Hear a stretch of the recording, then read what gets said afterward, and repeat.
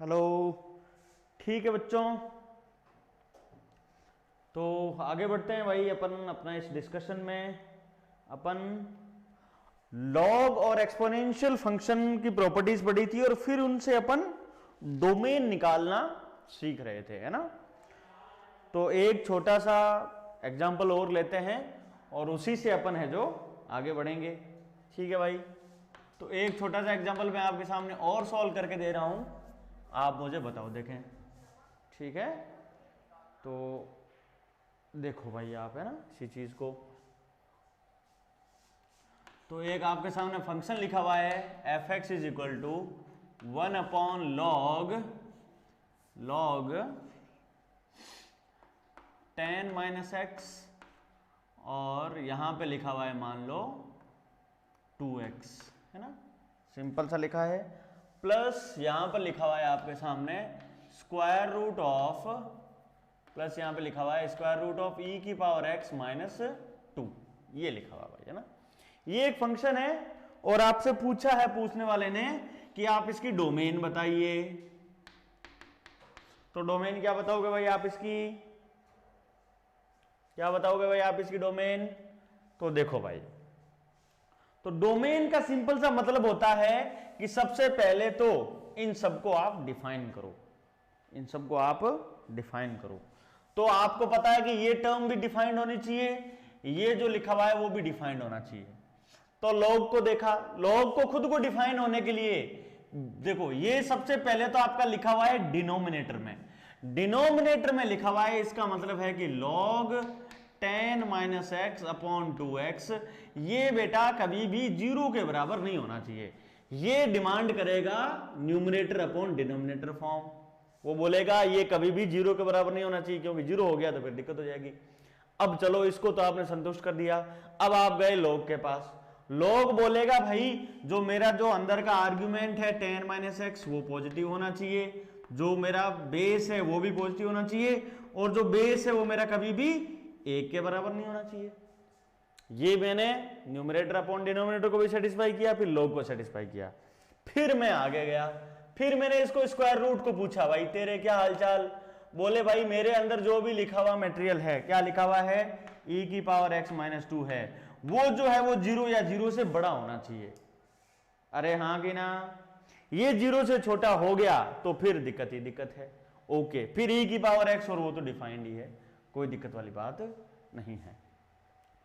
अब अपने पास देखो 1 2 3 4 5 इनइक्वालिटीज आ गई। इन पांचों इनइक्वालिटीज को अपने को सॉल्व करना है, और सॉल्व करके मुझे उनका क्या लेना है, इंटरसेक्शन लेना है। तो इंटरसेक्शन लूंगा तो जो x का वैल्यू निकल के आएगा वही मेरी इसकी डोमेन बन जाएगी। चलो भाई, सबसे पहले मैंने ये देखा कि ये आपका ये जो वैल्यू है वो आपका 0 के बराबर नहीं होना चाहिए। यानी आप ये देख लो कि ये 0 हो कहां रहा है। तो आपने देखा log 10 माइनस एक्स अपॉन ये 2x है, ये 0 के बराबर कब होता है, log का वैल्यू 0 के बराबर कब होता है? तो हमने आपको प्रॉपर्टी में लगाया था कि जो log 1 होता है उसके बेस में कोई डिफाइंड बेस हो तो उसके log 1 की वैल्यू क्या आती है, 0 आती है। तो log 1 की वैल्यू 0 है। अब देखो आप बोलोगे सर बेस डिफाइंड होना चाहिए, तो बेस वगैरह डिफाइंड होने के लिए ऑलरेडी हमने यहां पर इनइक्वालिटीज लिखी हुई है, तो वो बात इसमें आ जाएगी। तो यानी ये 0 कब होगा, जब ये जो 10 माइनस एक्स है वो 10 माइनस एक्स किसके बराबर आ जाएगा, 1 के बराबर आ जाएगा।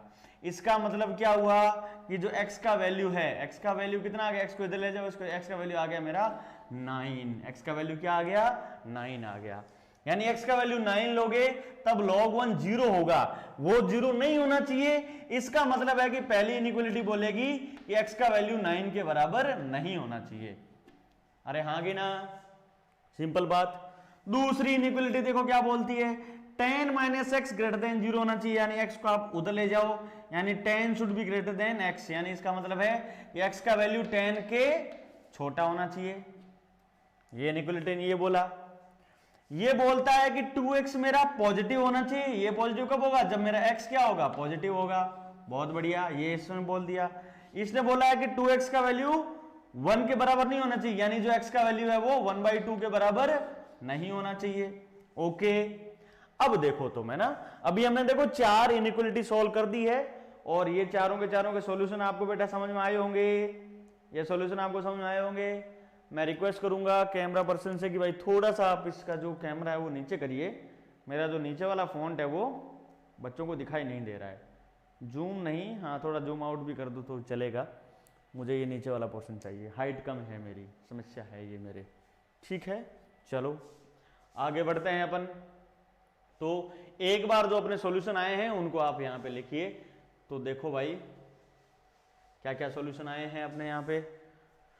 तो एक तो आया है कि भाई x का वैल्यू, ये क्या बोलता है कि x का वैल्यू 9 के बराबर ना हो, ये सॉल्यूशन है।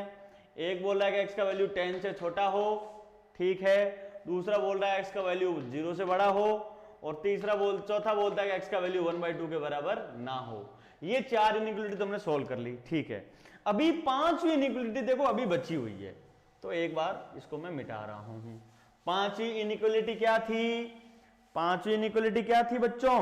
तो 5वीं इनइक्वालिटी थी कि जो e की पावर x माइनस 2 है वो मेरा 0 से बड़ा होना चाहिए, यानी जो e की पावर x है वो 2 या 2 से बड़ा होना चाहिए। अब x का वैल्यू क्या निकलेगा? तो देखो भाई x का वैल्यू क्या निकलेगा, तो आप दोनों के ग्राफ बना लो ना। एक तो ग्राफ बना लो आप y बराबर e की पावर x का, तो ये ग्राफ तो है मेरा किसका? y बराबर e की पावर x का। ये पॉइंट क्या है? x का वैल्यू 0 है तब y का वैल्यू 1 है। और ये ग्राफ किसका है? ये वैल्यू 2 है, तो आप y बराबर 2 का ग्राफ बना लो, तो ये y बराबर 2 का ग्राफ बन गया। इसने बोला है कि e की पावर x का वैल्यू ना वो 2 से बड़ा होना चाहिए, यानी ग्राफ का कौन सा पोर्शन यूज होगा? ये वाला पोर्शन यूज होगा। ये वाला पोर्शन यूज होगा, मतलब x का वैल्यू कहां से कहां तक जाएगा? इस पॉइंट के बाद के जो x का वैल्यू है वो सब इसको सेटिस्फाई करेगा, क्योंकि इस रीजन में e की पावर x है वो 2 से बड़ा है। बाकी तो देखो हर जगह 2 आपका बढ़ा आ रहा है, ठीक है। अब आपका काम हो गया कि इस पॉइंट को कैलकुलेट करना। तो ये कौन सा पॉइंट है? ये पॉइंट वो है जब आपका e की पावर x का वैल्यू कितना है? 2 के बराबर है। अरे हाँ कि ना? ये 2 के बराबर है, तो x निकालना है आपको, तो log ले लो, e के बेस पे ले लो, तो x बराबर log 2 to the base e आ गया। तो यानी ये क्या बोलता है कि जो x का वैल्यू है, x का वैल्यू कहां से कहां होना चाहिए? जैसे ये पॉइंट अल्फा है, तो x का वैल्यू आना चाहिए अल्फा से लेकर के इन्फिनिटी तक, जहां पर अल्फा का वैल्यू कितना है? ln2 है। तो इस जो 5वीं इनइक्वालिटी का सॉल्यूशन आया वो आया x belongs to close interval ln2 to infinity. आया कि नहीं आया मेरे भाई? ये समझ में आना चाहिए भाई। e की power x greater than equal to 2 को कैसे सोल्व करेंगे? तो इसको सोल्व करने का ये तरीका है, e की पावर x का ग्राफ प्लॉट करा, 2 का ग्राफ प्लॉट कर लिया, और मैंने देख लिया कि कब कब e की पावर x बढ़ा है तो x की ये वैल्यू होनी चाहिए, ये वैल्यू होने के लिए मैंने इसको इस प्रकार से कैलकुलेट कर लिया। आई होप आपको ये सबको क्लियर होगा, कहीं कोई दिक्कत वाली बात नहीं होगी। Okay Prakash hello, Ritika hello, and Piyush okay, Arjun डाल हेलो भाई अर्जुन, कैसे हो? जो भी बच्चे आ रहे हो बेटा सब एक बार इस वीडियो को लाइक करो इस वीडियो को एवरीबॉडी, अच्छा लगेगा मुझे, I will feel nice. Okay, अब मैंने ये पांचों के पांचों सॉल्यूशन निकाल दिए हैं बच्चों। अब इन पांचों के पांचों सॉल्यूशन का मैं इंटरसेक्शन ले लूंगा, तो अब मुझे इनको पांचों को प्लॉट करना पड़ेगा रियल लाइन पर। तो ये रही मेरी रियल लाइन, एक एक पॉइंट को प्लॉट करो। 9 तो ये रहा मेरा 9, 10 तो ये रहा 10, ये रहा 0, 1/2 तो ये यहां पे कहीं होगा 1/2। अब देखो, अब आपको प्लॉट किसको करना है? ln2 को प्लॉट करना है। ln2 का क्या मतलब है? जैसे ये ln2 है, इसका मतलब होता है log 2 to the base e। अब e का वैल्यू होता है ना वो 2.7 समथिंग होता है ना, 2 से बड़ा होता है। तो अपने को बताया कि यदि बेस e होता तब तो वैल्यू कितना आता? 1 आता। इसका मतलब ये वैल्यू 1 से छोटी है, ये वैल्यू 1 से छोटी है। अब 1/2, अब 1/2 कब आएगा? अब देखो ये अप्रोक्सीमेशन की बातें हैं, तो आपको ये सब आना चाहिए भाई। कैसे देखो, तो जैसे मैंने log का ग्राफ बनाया, log e का ग्राफ बनाया, तो ये log का ग्राफ है ना, ये ग्राफ है log e to the base x का, ठीक है। अब तुम देखोगे कि जब इसमें x बराबर 1 होगा, x बराबर सॉरी ये log का ग्राफ नहीं है ना, ये तो e की पावर x का हो गया। log का ग्राफ देखिए आप, अपने को देखना है कि log 2 है ना वो 1/2 के पहले आएगा कि बाद में आएगा, यानी अपने को ये जज करना है कि ये पॉइंट यहां प्लॉट करूं, यहां प्लॉट करूं। कैसे जज करते हैं वो आपको मैं सिखा रहा हूं। तो उसके लिए देखो भाई, लॉग का ग्राफ है तो लॉग का ग्राफ बेटा कुछ ऐसा होता है ना, क्योंकि बेस 1 से बड़ा है। ये पॉइंट है 1 तो 1,0, ये ग्राफ किसका है? ये ग्राफ है log e to the base x का। अब देखो जब x का वैल्यू e होगा, e का होगा तब y का वैल्यू कितना आएगा? 1 आएगा। आएगा कि नहीं आएगा? अरे आएगा कि नहीं आएगा? अब ये 1/2 कब आएगा? अब यहां पे देखना है कि x का वैल्यू 1/2 कब है, तो तुम देखो जो log x log e to the base x है, इसका वैल्यू 1/2 एक बार करके देखो तो 1/2 करोगे तो x का वैल्यू कितना आ जाएगा? √e आएगा। √e तो x का वैल्यू तुम देखो रूट के अंदर कितना है? 2.71 समथिंग है। अरे हाँ कि ना? तो इसका मतलब जो ये x का वैल्यू है 1/2 कब आएगा? log का वैल्यू 1/2 कब आएगा? जब x का वैल्यू कितना होगा? 1 से ज्यादा बड़ा होगा।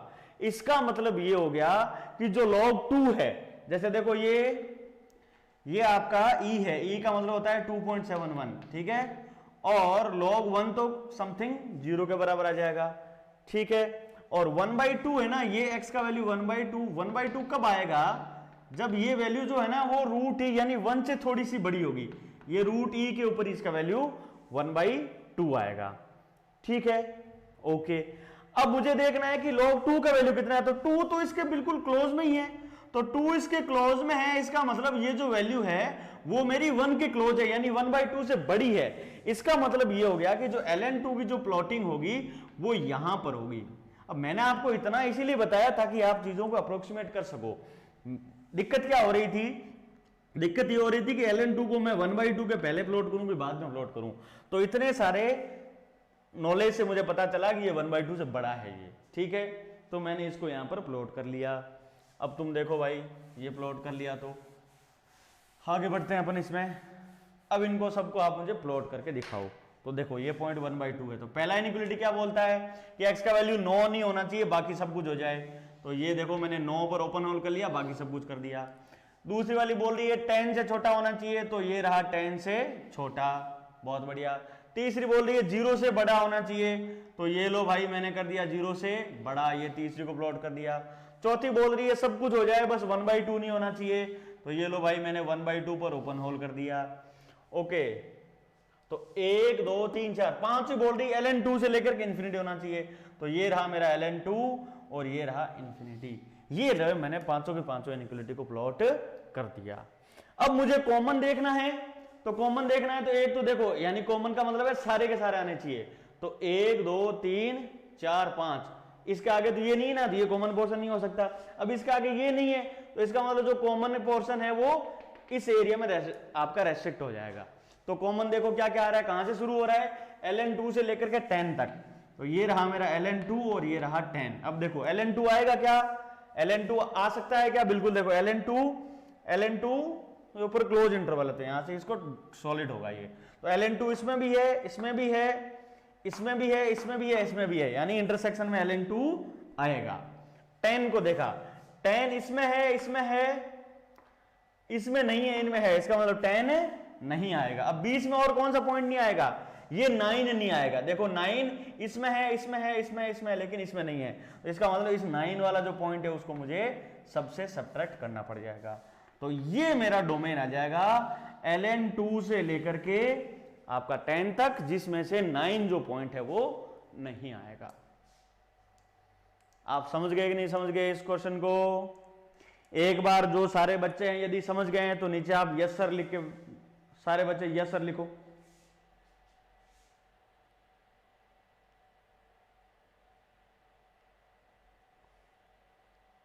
अभिषेक झा बोल रहे हैं सर आप लोग आईआईटी का पूरे सिलेबस फ्री में डालोगे क्या? हाँ बेटा, पूरा जो आईआईटी का थ्योरी है वो फ्री में रहेगा, आप सब लोगों को पता होगा। और जो सब्सक्रिप्शन का प्लान है, हमने अभी 2 दिन पहले एक प्लान लॉन्च किया है जिसका नाम है साइटोन प्रो। उसमें देखो क्या रहेगा, ये जो वीडियो लेक्चर्स है ना जिसमें आप थ्योरी पढ़ रहे हो, ये तो बच्चों सबके लिए फ्री है, लेकिन यदि आपको स्टडी मटेरियल चाहिए, प्रॉब्लम शीट चाहिए, उस प्रॉब्लम शीट का सॉल्यूशन चाहिए, आपको स्पेसिफिक डाउट्स पूछने हैं, आपको फैकल्टी चाहिए, आपको हमारी अवेलेबिलिटी चाहिए, उसके लिए आपको साइटोन प्रो नाम का जो प्लान है वो आपको ज्वाइन करना पड़ेगा। और इस प्लान की कॉस्ट है 1499 पर मंथ, यानी 1499 रुपए पर मंथ इसका आपका कॉस्ट रहेगा, जिसमें आपका स्टडी मटेरियल, प्रॉब्लम सीट, उनका सॉल्यूशन, फैकल्टी से डाउट पूछना, वो आपका बिल्कुल उसमें रहेगा। और जो वीडियो लेक्चर्स हैं वो सब के लिए फ्री हैं हमारे, जो आपको यूट्यूब पे वीडियो लेक्चर्स मिल रहे हैं वो बिल्कुल फ्री हैं। ओके, और जो हमारे इंस्टीट्यूट के बच्चे हैं, यानी हमारे जो ऑफलाइन कोचिंग है कॉपर नाम से, उस कोचिंग के स्टूडेंट्स हैं, वो जो ये मंथली चार्ज पे करेंगे, वो जो आपके इंस्टीट्यूट की फीस है, जब अपना इंस्टीट्यूट ओपन अप होगा उस फीस में से ये पैसा माइनस हो जाएगा, यानी ये पैसा आपको दोबारा पे नहीं करना है। इंस्टीट्यूट का बच्चा क्या, कोई भी स्टूडेंट है जो बाद में इन लेक्चर के बाद हमारा इंस्टीट्यूट ज्वाइन करेगा, उसने यदि ये पेमेंट कर रखा है तो हमारे इंस्टीट्यूट की फीस में से ये टोटल पैसा आपका माइनस हो जाएगा। और साइटोन प्रो के कैसे प्लान ज्वाइन करना है उसका हमने वीडियो डाल रखा है, लोकेश सर का वीडियो है, संजय सर का वीडियो है, उसमें आपको नीचे फोन नंबर दिया हुआ है, वो सारे फोन पे करें और ये वाला प्लान आप जल्दी से जल्दी सब्सक्राइब करें। इसके डेट आपको पता होगा 10 मई तक है, 10 मई तक ही आपको 1499 मिलेगा। 10 मई के बाद यही कोर्स आपका हो जाएगा 4500 रुपये पर मंथ का। यदि लॉकडाउन आगे रहता है तो फिर आपको 4500 पर मंथ पे करना पड़ेगा। तो मेरे हिसाब से जल्दी भागो और साइटोन प्रो वाला प्लान ले लो। धन्यवाद।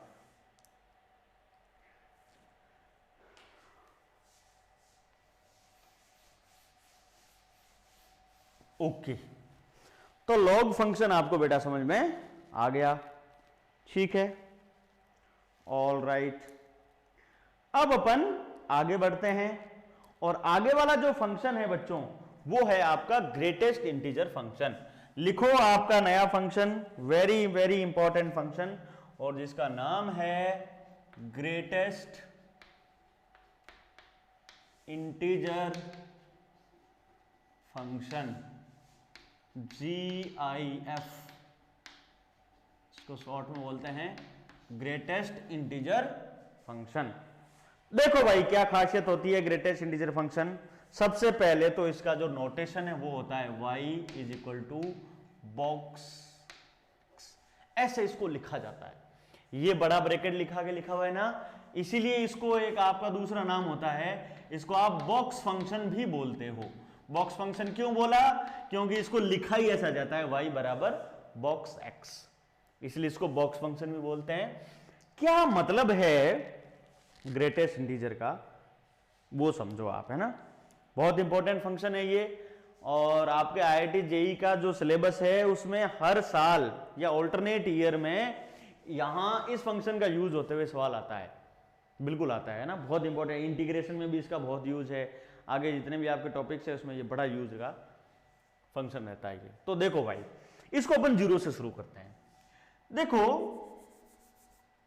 कोई भी रियल नंबर है ना, मैं सिंपल सी बात बताता हूं आपको, कोई भी रियल नंबर है ना, उस रियल नंबर में दो पार्ट होते हैं। एक तो होता है उसका बेटा इंटीग्रल पार्ट, एक तो होता है उसका इंटीग्रल पार्ट, और दूसरा होता है उसका फ्रैक्शनल पार्ट। क्या मतलब है इसका भाई, तो वो देखो तुम, जैसे तुम्हारे सामने लिखा हुआ है 4.5, ये एक रियल नंबर है, तो इस 4.5 का जो इंटीग्रल पार्ट है, यानी इसमें इंटीग्रल पार्ट कितना है 4 है, और फ्रैक्शनल पार्ट कितना है 0.5 है, तो मैं इस 4.5 को 4 + 0.5 लिख पाया कि नहीं लिख पाया। तो इस 4.5 यदि एक नंबर है तो ये उसका इंटीग्रल पार्ट हो गया और ये उसका फ्रैक्शनल पार्ट हो गया। आगे बढ़ो, नंबर लिखा हुआ है 7.8, तो इसमें 7 तो क्या है इंटीग्रल पार्ट, 0.8 क्या है, 0.8 क्या है बच्चों, फ्रैक्शनल पार्ट। आपके सामने लिखा हुआ है 0.8, सिंपल 0.8, तो इसका इंटीग्रल पार्ट है, इंटीग्रल पार्ट तो इसमें 0 है, और फ्रैक्शनल पार्ट कितना है बच्चों, 0.8 है। आपके सामने मान लो 0 लिखा हुआ है, तो उसका इंटीग्रल पार्ट भी कितना है 0, और उसका फ्रैक्शनल पार्ट भी कितना है 0। समझ गए कि नहीं समझ गए, यहां तक सबको समझ आ रहा है, 4.5, 7.8, 0.8, 0, ठीक है। आगे बढ़ो, आगे बढ़ो, आप आगे बढ़ेंगे तो मैं और नंबर लिख रहा हूं आपके सामने जिनके आपको मुझे इंटीग्रल पार्ट और फ्रैक्शनल पार्ट बताने हैं, ठीक है। तो देखो बच्चों,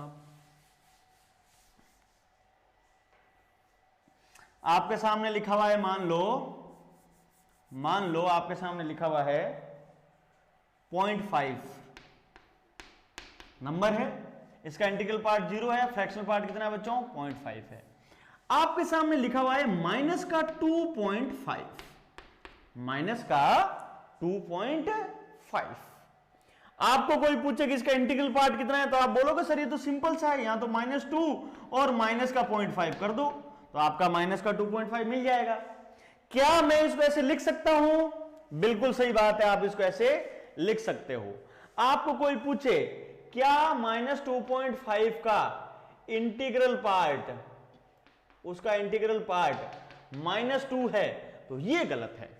इसको ये लिखना सही है, लेकिन इंटीग्रल पार्ट वाली बात इसमें सही नहीं है। गलती कहां हो गई? गलती हो गई यहां पर। किसी भी नंबर का जो फ्रैक्शनल पार्ट होता है, कोई भी रियल नंबर का, वो हमेशा पॉजिटिव होता है। आपको हमेशा ध्यान रखना है कि जो फ्रैक्शनल पार्ट होता है किसी भी रियल नंबर का, फ्रैक्शनल पार्ट वो 0 या 0 से बड़ा होता है। हमेशा ध्यान रखें इस बात को। फ्रैक्शनल पार्ट कभी भी नेगेटिव नहीं हो सकता। तो -2.5 को फिर मैं कैसे लिखूं? अगला ही आपका सवाल आएगा। तो देखो भाई, इसको आप कैसे लिखोगे? तो ये था आपका माइनस का 2.5, इसको आपने लिखा -2 -0.5। ये लिखना सही है, लेकिन इंटीग्रल पार्ट -2 नहीं है, तो इसको आप कैसे लिखोगे? तो -2.5 है, इसको लिखोगे आप -3 प्लस का 0.5। तो ये देखो मेरा फ्रैक्शनल पार्ट पॉजिटिव बन गया ना, 0 0 से बड़ा, तो ये तो हो गया इसका फ्रैक्शनल पार्ट, और -3 इसका क्या हो गया? Integral part. नेगेटिव नंबर के केस में समझ आया आपको? फ्रैक्शनल पार्ट कभी भी आप नेगेटिव नहीं बताओगे। फ्रैक्शनल पार्ट हमेशा आपका 0 या 0 से बड़ा होता है, इंटीग्रल पार्ट उसके हिसाब से ऑटोमेटिकली आ जाएगा। मैंने लिखा है आपके सामने माइनस का 7.8। इसका बेटा आप बताओ मुझे इंटीग्रल पार्ट कितना होगा और फ्रैक्शनल पार्ट क्या होगा?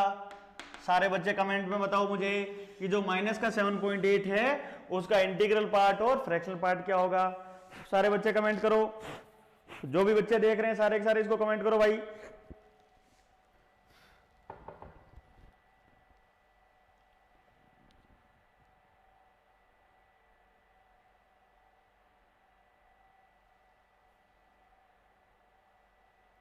बताओ मुझे।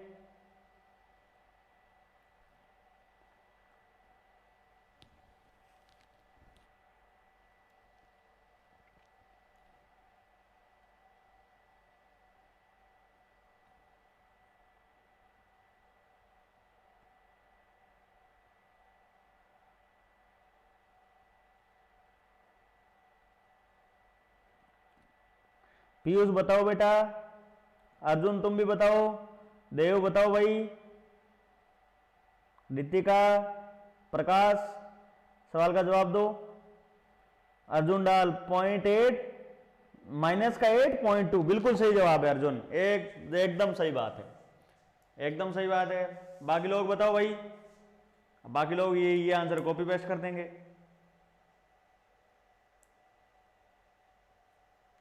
तो मैं समझा देता हूं आपको। आपको पता ही है कि इसको माइनस का 7 माइनस का 0.8 लिखना सही है, लेकिन इंटीग्रल पार्ट माइनस का 7 नहीं है, क्योंकि ये नंबर अब नेगेटिव आ गया। फ्रैक्शनल पार्ट आप नहीं बोलोगे कि माइनस का 0.8 है, तो इसके लिए आप क्या लिखोगे? इसको लिखोगे -8 प्लस का 0.2। तो इसका जो इंटीग्रल पार्ट है, तो जो -7.8 है उसका जो इंटीग्रल पार्ट है वो -8 है, और फ्रैक्शनल पार्ट इसका 0.2 है। समझ गए कि नहीं समझ गए आप लोग भाई? अब आप इंटीग्रल पार्ट और फ्रैक्शनल पार्ट की बात समझ गए हो ना, तो जो किसी भी नंबर का जो फ्रैक्शनल पार्ट देने वाला नंबर है, किसी भी नंबर का फ्रैक्शनल पार्ट देने वाला जो नंबर है वो तो होता है फ्रैक्शनल पार्ट फंक्शन, और जो इंटीग्रल पार्ट देता है वो होता है आपका ग्रेटेस्ट इंटीजर फंक्शन। कैसे? तो वो ऐसे। तो अब तक आप लोग समझ गए होंगे कि कोई भी रियल नंबर है दुनिया का, कोई भी रियल नंबर x है, उसमें आपको उसका इंटीग्रल पार्ट भी लिख सकते हो और उसका फ्रैक्शनल पार्ट भी लिख सकते हो। ये लिखने का तरीका होता है। ये जो होता है बॉक्स x, ये होता है बेटा आपका इंटीग्रल पार्ट ऑफ x, और जो इस तरह से कर्ली ब्रैकेट बना के x लिखा जाता है वो होता है आपका फ्रैक्शनल पार्ट ऑफ x। इस प्रकार से इसको लिखा जाता है। तो बॉक्स एक्स क्या हो गया कि आपने कोई एक्स इनपुट दिया तो आउटपुट क्या देगा, वो आपको उसका इंटीग्रल पार्ट, और करली ब्रैकेट एक्स क्या हो गया, आप एक्स डालोगे तो वो आउटपुट में क्या देगा आपको, उसका फ्रैक्शनल पार्ट देगा। समझ गए कि नहीं समझ गए? तो अब देखो भाई आप इसकी बात को, तो अब आप मुझे फटाफट बताओ। जैसे आपके सामने लिखा हुआ है, ये आपके सामने लिखा हुआ है बॉक्स 0, आपके सामने लिखा हुआ है बॉक्स के अंदर माइनस का 5.2, आपके सामने लिखा हुआ है बॉक्स के अंदर माइनस का 0.8, आपके सामने लिखा हुआ है बॉक्स के अंदर 0.9, आपके सामने लिखा हुआ है बॉक्स के अपॉन 7/8, बॉक्स में लिखा हुआ है आपके सामने माइनस का 2.3। चलो इतने एग्जांपल है, बताओ देखें इनकी वैल्यूज क्या होगी। तो बॉक्स फंक्शन क्या देता है, बॉक्स देता है उसका इंटीग्रल पार्ट। तो आपको क्वेश्चन पूछना है 0 का इंटीग्रल पार्ट क्या होगा, 0 होगा। माइनस का 5.2 है, उसका इंटीग्रल पार्ट क्या होगा, आपको पता है इसको लिखेंगे -6 + 0.8, तो उसका इंटीग्रल पार्ट कितना हो गया, -6, यानी बॉक्स ऑफ -5/2 -6 आ गया। माइनस का 0.8, तो माइनस का 0.8 को तुम कैसे लिखोगे, तो आपने रफली कैलकुलेशन कर लो। माइनस का 0.8 है, इसको मैं लिखूंगा -1 प्लस का 0.2, तो उसका इंटीग्रल पार्ट कितना आ गया, -1। 0.9 का इंटीग्रल पार्ट कितना होगा, 0, क्योंकि उसका फ्रैक्शनल पार्ट हो जाएगा 0.9, जो खुद है ही।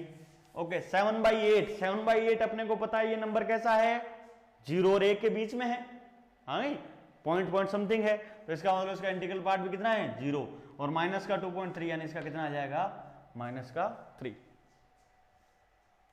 आपको सब समझ में आ रहा है बेटा कि आप किसी भी x का इंटीग्रल पार्ट कैसे लिख सकते हो, तो आप इसका इंटीग्रल पार्ट ऐसे लिख सकते हो कि नहीं लिख सकते हो, ठीक है। अब मैं कुछ और एग्जांपल आपके सामने दे रहा हूं, आप मुझे उसका इंटीग्रल पार्ट लिख के दिखाओ, या खुद आप लिखना, दिखाओगे तो क्या। तो देखो भाई, बॉक्स ऑफ पाई और बॉक्स ऑफ ई, इसके आंसर बताओ देखें आपका, ठीक है।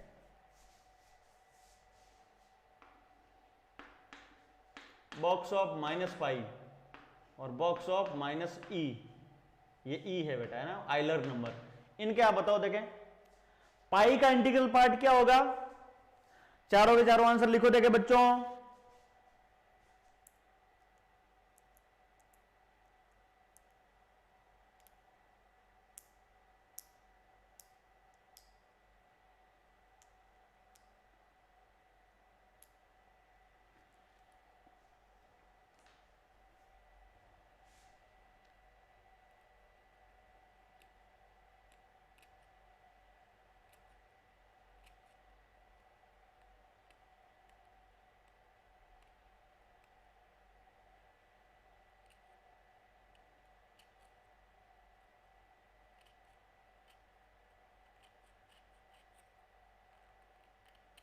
बताओ देखे बच्चों, अरुण पंचारिया का क्या आंसर है, 0।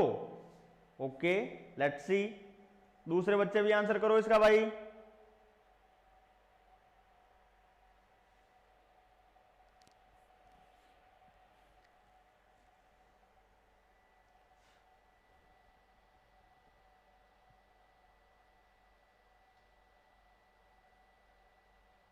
रितिका का आंसर आया 3 2 -4 -3।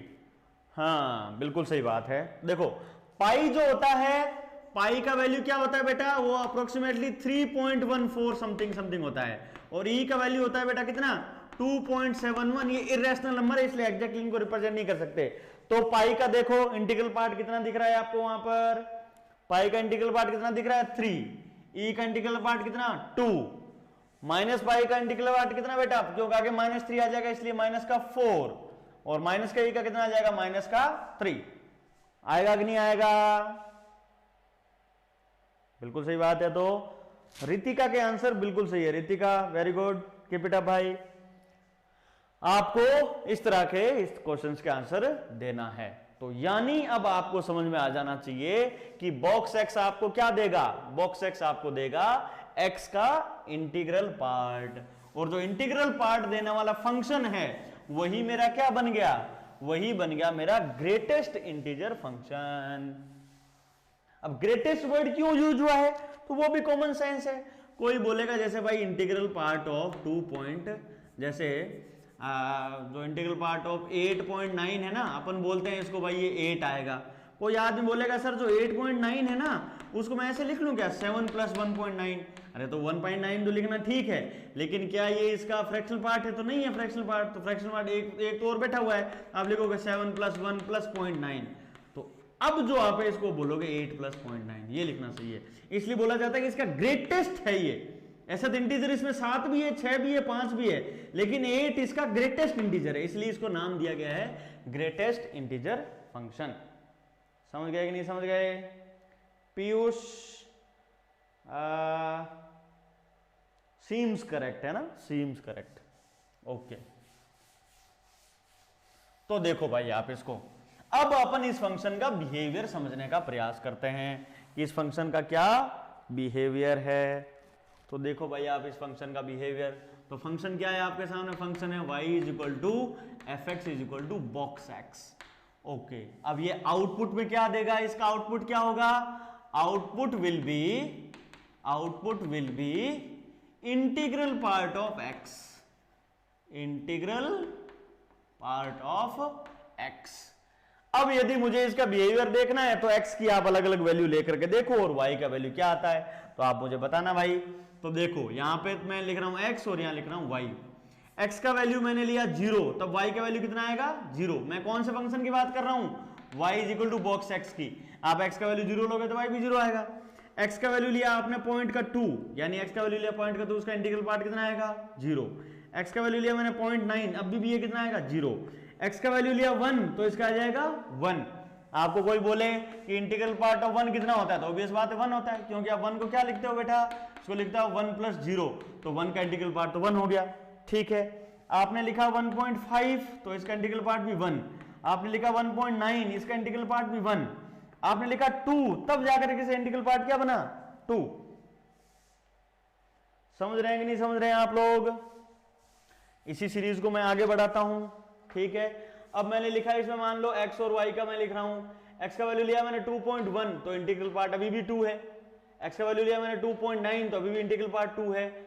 x का वैल्यू लिया मैंने 3, तब जाकर के इंटीग्रल पार्ट बना है 3। अब समझते जाना, ये देखो किस प्रकार से बिहेवियर चेंज हो रहा है। ओके, अब मैंने लिया x का वैल्यू -0.2। x का वैल्यू क्या लिया है, -0.2 लिया है। तो आप सब जानते हैं -0.2 को आप कैसे लिखते हो, -1 + 0.8। अरे हाँ कि ना, ऐसा नहीं लिखा जाता क्या? तो इसका इंटीग्रल पार्ट कितना है बेटा, इसका इंटीग्रल पार्ट है -1। हाँ कि ना, आपको बोला जाए -0.9, इसका इंटीग्रल पार्ट भी कितना है, -1। आपको बोला जाए कि -1 का इंटीग्रल पार्ट कितना है, तो जो -1 है उसको तो आप ऐसे लिखोगे ना भाई, -1 + 0, तो -1 का इंटीग्रल पार्ट भी कितना है, -1 ही है। अरे हाँ कि ना, तो -1 को आप -1 + 0 बोलोगे भाई -1 का इंटीग्रल पार्ट कितना, तो -1, फ्रैक्शनल पार्ट कितना, 0। तो यार कोई नंबर इंटीजर है तो वो तो खुद ही इंटीग्रल पार्ट ही होगा ना, -1 तो खुद इंटीजर है, तो वही उसका आउटपुट आ जाएगा।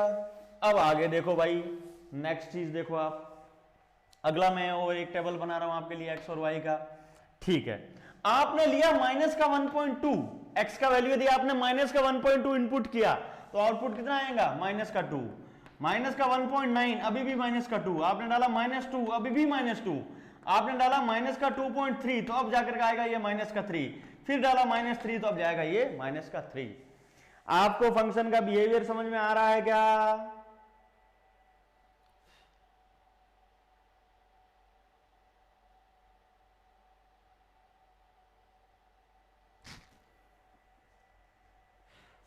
फंक्शन का बिहेवियर समझ में आ रहा है एवरीबॉडी?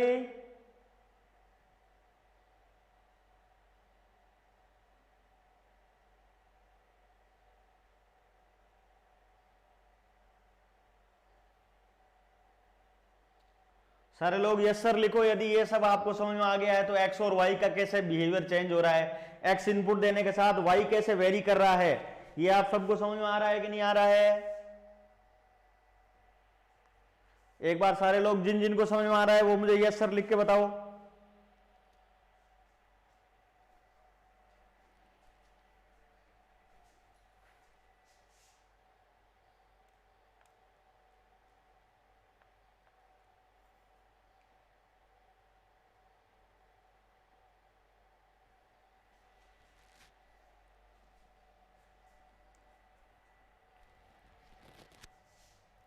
रितिका को समझ में आ रहा है? अरे भाई बाकी लोगों को समझ नहीं आ रहा क्या? अर्जुन को भी समझ में आ रहा है, वेरी गुड, 2 लोगों को यस आया है। अरे बाकी लोगों को समझ नहीं आ रहा क्या? इतना मुश्किल नहीं है भाई।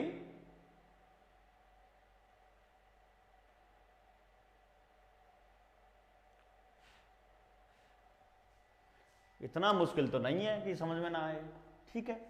अब यदि आपको x और y का इसका चेंज आपको समझ में आ गया है, तो अब अपन जो है इसका ग्राफ बना लेते हैं।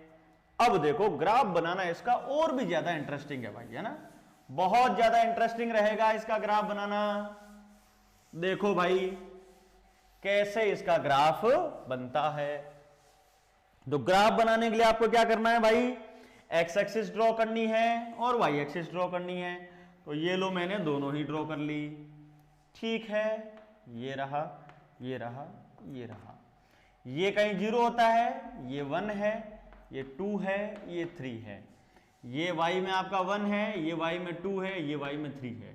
यहां कहीं -1 है, -2 है, -3 है। एक्स एक्सिस को -1, -2, -3। अरे भाई ऐसा ही तो होती है, ओके। अब अपने को देखना है इसका फंक्शन का बिहेवियर। तो x का वैल्यू 0 तब y का वैल्यू भी कितना 0, यानी ये पॉइंट आ जाएगा। x का वैल्यू आप 0 के बीच में लोगे, जैसे 0.1, 0.2, 0.9, तब y का वैल्यू क्या रहेगा, 0 ही रहेगा। इसका मतलब x का वैल्यू बढ़ते जा रहा है, लेकिन y का वैल्यू अभी भी कितना आ रहा है, 0 ही आ रहा है। तो ये लाइन आ जाएगी। जो ही x का वैल्यू 1 होगा, y का वैल्यू क्या हो जाएगा, 1 हो जाएगा, यानी ये पॉइंट आएगा। x बराबर 1 पर y बराबर 1 है, तो यानी यहां पर ये सॉलिड होल होगा। तो इस चीज को दिखाने के लिए कि ये ग्राफ ने यहां पे जंप मारा है, तो 1 पर मैं क्या बना देता हूं, ओपन सर्कल बना देता हूं। इस ओपन सर्कल का क्या मतलब है कि जब x बराबर 1 है तो y बराबर क्या हो गया है, 1 हो गया है। x बराबर 1 है तो y का वैल्यू 0 नहीं है, y का वैल्यू ये है। अब देखो x का वैल्यू 1 और 2 के बीच में लोगे, हमेशा 1 ही रहेगा। जो ही x का वैल्यू 2 हो जाएगा, ग्राफ फिर कूद जाएगा और इक्वल टू 2 पर ये x इक्वल टू 2 पर y भी 2 आ जाएगा, हाँ कि ना। 2 और 3 के बीच में फिर ये 2 रहेगा, फिर x बराबर 3 पर फंक्शन जंप करेगा और यहां पर इक्वल टू 3 पर 3 आ जाएगा। अरे मेरे भाई इस प्रकार का बिहेवियर इस फंक्शन का है कि नहीं है? ये बिहेवियर आपको समझ में आ रहा है भाई? बिल्कुल आना चाहिए आपको। ओके, फिर देखो तुम, ये है x बराबर -1, x बराबर -1 यानी -1 का इंटीग्रल पार्ट कितना, -1। तो ये पॉइंट भी इसका मतलब आना चाहिए। बीच में आप कुछ भी लोगे, जैसे -0.2, -0.5, तब भी वैल्यू -1 ही है, ये रहा -1। और x बराबर 0, जो देखो आप इधर जा रहे हो, यानी x का वैल्यू 0 की तरफ जा रहा है, तो 0 की तरफ जा रहा है, तो ये वैल्यू -1 नहीं होगा। इसका मतलब यहां पर आपका आ जाएगा ओपन होल, क्योंकि x का वैल्यू जो 0 होगा, y का वैल्यू 0 हो जाएगा, ये क्लोज होल रहेगा। समझ गए कि नहीं समझ गए? इसी प्रकार आपका यहां पर ये ओपन होल रहेगा, यहां -2 तक ये क्लोज होल रहेगा। सिमिलरली यहां पर ये ओपन होल रहेगा, यहां पर ये क्लोज सर्कल रहेगा। इस प्रकार का इसका ग्राफ बनता है। ये ग्राफ आप लोगों को समझ में आ रहा है क्या, कहां पर ओपन है, कहां पर क्लोज है? ये सब आपको बहुत अच्छे से क्लियर आना चाहिए। देखो यहां ओपन का मतलब है कि x बराबर 1 पर वैल्यू 0 नहीं है, x बराबर 1 पर वैल्यू 1 है। x बराबर 2 पर जो इंटीग्रल पार्ट है वो 1 ना होकर के 2 है, इसीलिए इसको, इसीलिए क्योंकि इसकी ग्राफ की जो शेप होती है स्टेप जैसी होती है, इसीलिए इस फंक्शन का एक नाम और है, और वो इसको बोला जाता है स्टेप वाइज फंक्शन भी इसका नाम दिया जाता है, और कई बुक में इसका नाम स्टेप अप फंक्शन भी आपको लिखा हुआ मिलता है। समझ गए कि नहीं समझ गए?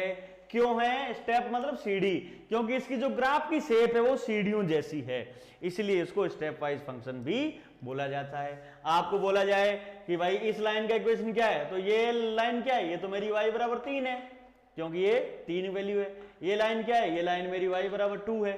ये लाइन क्या है, ये लाइन तो x एक्सिस को टच कर रही है, मतलब y बराबर 0 है यहाँ पर। तो इस वाले सेक्शन में ये क्या है, ये मेरा y बराबर -3 है।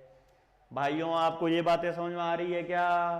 आपको ये चीज क्लियर होना बहुत जरूरी है कि ग्रेटेस्ट इंटीजर फंक्शन का ग्राफ कैसा है, और इसका ग्राफ आपको कैसे समझ में आएगा, जब आप इसका बिहेवियर समझ लोगे। बिना बिहेवियर के समझे आप इसका ग्राफ नहीं बना सकते। और बिहेवियर समझने के लिए एक्स और वाई को मैंने आपको समझाया ही था कि एक्स और वाई आपके किस प्रकार से वेरी करते हैं। अरे हाँ कि ना? एक बार सारे के सारे लोग उसमें यस सर लिख के बताओ मुझे, जिस चीज को समझ में आया है। ये ग्राफ जिस चीज को समझ में आया वो मुझे एक बार सारे के सारे कमेंट सेक्शन में यस सर लिख के बताओ। इसका ग्राफ थोड़ा सा इंट्यूटिव है, जो आप लोगों को समझ में आना चाहिए।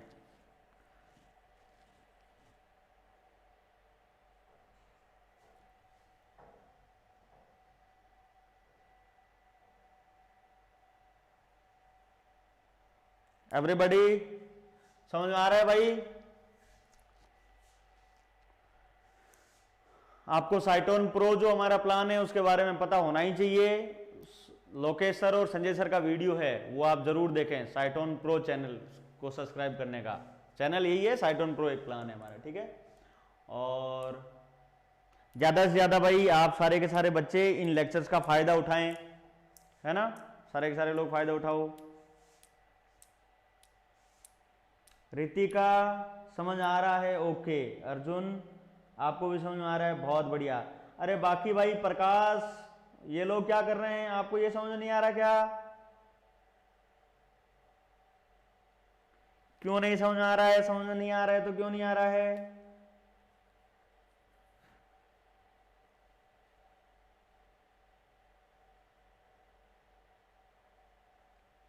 ऑल राइट, ठीक है बच्चों। तो ये आपका ग्राफ है ग्रेटेस्ट इंटीजर फंक्शन का। बहुत इंपॉर्टेंट फंक्शन है। अब आप जैसे मैं आपको कोई 2-3 सवाल पूछता हूं जिनके जवाब आप मुझे बताइए, ठीक है। फंक्शन क्या था? फंक्शन क्या था भाई? फंक्शन था y is equal to f x is equal to box x. आपको कोई पूछे कि इस फंक्शन की डोमेन क्या है? डोमेन का मतलब है कि आप इसमें x का क्या क्या वैल्यू डाल सकते हो। तो x का तो आप हर वैल्यू डाल सकते हो, हर वैल्यू का कोई ना कोई इंटीग्रल पार्ट है। इसका मतलब इसका डोमेन क्या है? r है। आपको कोई पूछे कि इसकी रेंज क्या है? इसकी रेंज क्या है? रेंज का मतलब है कि क्या क्या आउटपुट मिल रहा है। तो आपने देखा होगा आउटपुट सिर्फ और सिर्फ इंटीजर पार्ट मिलता है, सिर्फ और सिर्फ इंटीग्रल आउटपुट है। तो इसका रेंज हो जाएगा i। i मतलब क्या है? i मतलब है set of integers. Set of integers क्या होता है? -3, -2, -1, 0, 1, 2, 3, ये जितने भी होते हैं ये सारे के सारे इंटीजर्स होते हैं। ये आपको आउटपुट मिलता है। आपको कोई इस फंक्शन का बोले कि इस फंक्शन का रूट क्या है? रूट मतलब ये वैल्यू 0 कब हो रही है? तो जब जब आपकी x की वैल्यू 0 से लेकर के 1 के बीच रहेगी, क्लोज 0 से ओपन 1 के बीच, तब तक y का वैल्यू 0 आएगा। तो ये इसका रूट आ गया। आपको कोई पूछे कि इसकी मैक्सिमम वैल्यू क्या है? तो ये भी बेटा डज नॉट एग्जिस्ट है। आपको कोई पूछे कि इसकी मिनिमम वैल्यू क्या है? वो भी आपकी इसकी डज नॉट एग्जिस्ट है। तो इस तरह के सवालों के जवाब आप आराम से दे सकते हो, हाँ कि ना? बिल्कुल आपको इस तरह के सवालों के जवाब आने चाहिए। आगे इस फंक्शन के रिलेटेड इसकी जो प्रॉपर्टीज है वो अपन आगे वाले लेक्चर में जरूर इसको डिस्कस करेंगे। फिर अपन इसके बेस्ड जो क्वेश्चंस है वो भी अपन करेंगे और वो आपका कल की क्लास के लेक्चर्स में रहेगा। ओके, ज्यादा से ज्यादा अपने फ्रेंड्स को ये लेक्चर्स आप फॉरवर्ड करो, उनको रिकमेंड करो और इस तरह की चीजों का फायदा आप उठवाओ। ठीक है बच्चों, आज की सेवा यही समाप्त होती है। धन्यवाद।